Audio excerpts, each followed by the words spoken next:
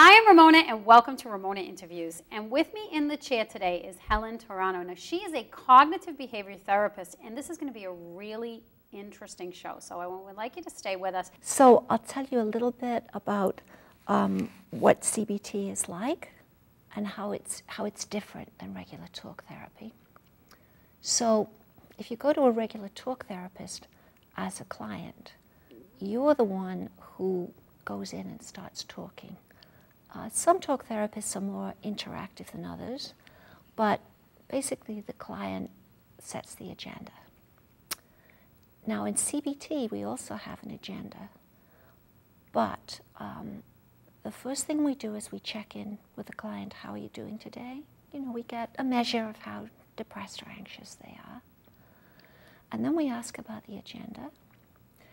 And, you know, we want the client to say what they want to talk about this week, what's on their mind. But the therapist will also have some agenda items, because a CBT therapist does a lot of teaching. We know a lot about how the mind works. We know a lot about skills and techniques that the client can learn. And our goal is to teach the client to be his or her own therapist. So CBT is time limited. People sometimes have the impression that it's very short. It's not necessarily. I would say the average client that we see has more than one problem. So it's not necessarily all done in 6 or 8 sessions, though it's possible that it can be. Mm-hmm. But it's time limited.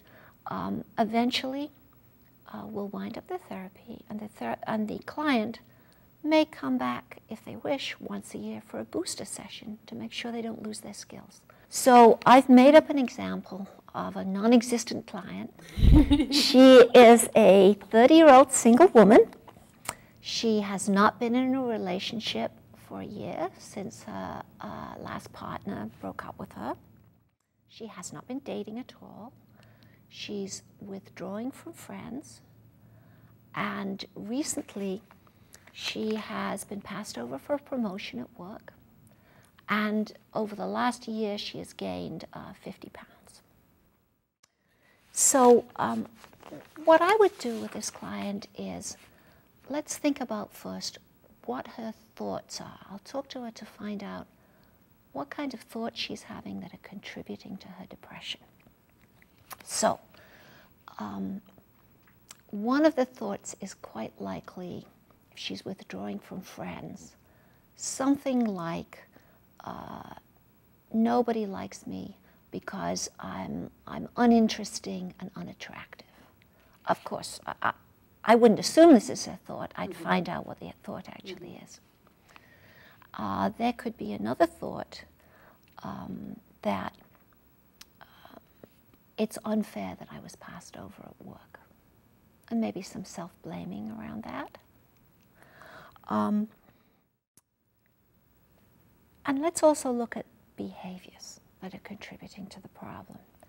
So this client is avoiding, obviously. She's avoiding talking to her friends. She's avoiding dating. The being passed over at work happened 6 months ago, and she's just going to work. She hasn't done anything about changing her work situation. Mm-hmm. And she is eating too much every day when she gets home from work. I sit with a client and I talk with her about her belief, for example, I'm uninteresting and unattractive. Is there any evidence for that? Did you have a lot of friends calling you before you stopped calling them? And you still have a few still calling? Have you had relationships in the past? Can it really be that you're, you know, this blanket statement, I'm uninteresting and unattractive, is true? Mm-hmm. Or could there be some other explanation for why things aren't going well with you right now? Let's also think about the avoidance. People often think that when you start to feel better, you start changing your behavior. Now, we've really proven that if you change your behavior, you start to feel better. This is difficult. I mean, this is why people need therapists, right? Because it's pretty hard to just change your behavior just like that. But we have, we work with the client. So, you know, we work at a hierarchy. Like, what would be an easy thing that you could do this week so that you could change what you do? Now, it might be that this client could, when she leaves her apartment, she could say hi to anybody else who lives in the building that she meets before she leaves, instead of running out the building with her head down, which is what she typically does. And, you know, if she says hi to people, they might say hi back. And that might undermine some of the thinking, and in itself is a step forward. We would also, we'd also challenge the behavior that she's done nothing about her job. Now, some thoughts are a bit tricky. They're not necessarily distorted. It might be that this woman's boss really does prefer another worker because it's a small business and she's related to the owner. It could be true. Or it could be that if this woman works, behaves differently at work, is more outgoing, that she might get promoted next time. So we could look at that and tease it out. So the next thing that we would do is we would look at her eating. Now, it seems like this woman, like many other women, falls into a pattern of yo-yo dieting. So she believes that she eats healthfully during the day, but she actually doesn't eat enough.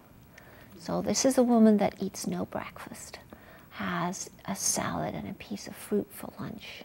So, of course, when she walks in the door, she is absolutely starving. And her resistance to binging on all kinds of stuff is very low. So what we would want to do in this case is we would probably recommend that this woman see a nutritionist and work with her on coming up with a plan to eat 3 meals and 2 snacks every day.